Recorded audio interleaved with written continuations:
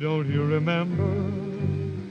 I'm your pal, buddy, can you spare a dime?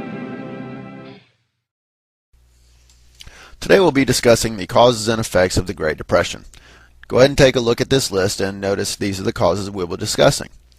In this first half of the video, I'll be explaining how living on credit, practicing bad farming techniques, the failure of key industries, implementation of trade barriers, and poor stock investment led to the Great Depression. People were living on credit by using installment plans. People paid little money to get the items they wanted, such as refrigerators, as you can see here, and would just pay it off later. This was like having multiple credit card debts at one time. Also, people were farming poorly. They did not rotate their crops, which would help spur the Dust Bowl. Besides farmers not making much money from overproduction, key industries like mining, steel, and textiles did not do as well as others. These are foundation industries in an economy and need to do well. Even worse, when trade was most vital, the Hawley-Smoot tariff placed a high tax on imports. Mr. Hawley and Mr. Smoot, as seen here in this picture, thought it was necessary to do this to protect American businesses.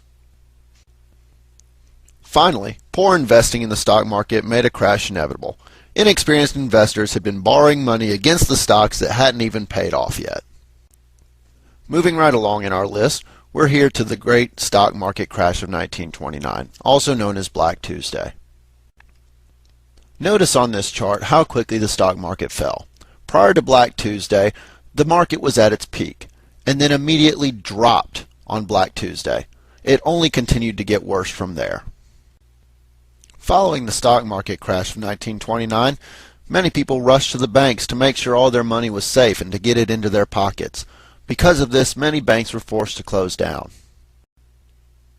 Besides banks closing, the Great Depression caused a lack of food, the creation of Hoovervilles, droughts in the Dust Bowl, and a lack of jobs.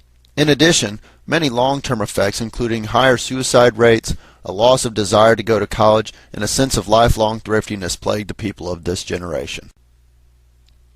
Breadlines and soup kitchens provided cheap or free meals to those people who were out of work. Also, many people lost their homes, so for shelter they were forced to build shacks from whatever they could find, naming them Hoovervilles, a direct insult to President Hoover. Remember those bad farming techniques from before the Great Depression began? This caused severe dust storms from the destroyed topsoil. Because of this, many people were forced to leave the Midwest. Also, there was a severe lack of jobs during the Great Depression. Thousands of men who had had jobs beforehand suddenly found themselves on the streets trying to find work.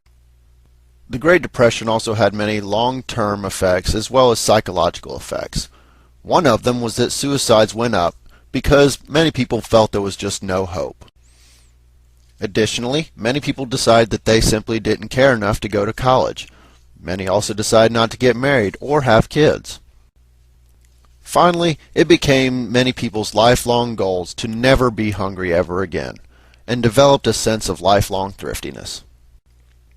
Fortunately, this time of great despair would soon be over with the election of a new president, Franklin Delano Roosevelt.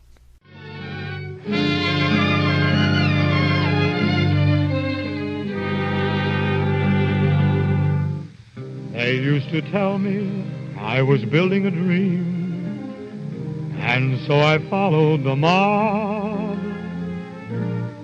When there was earth to plow or guns to bear, I was always there, right on the job.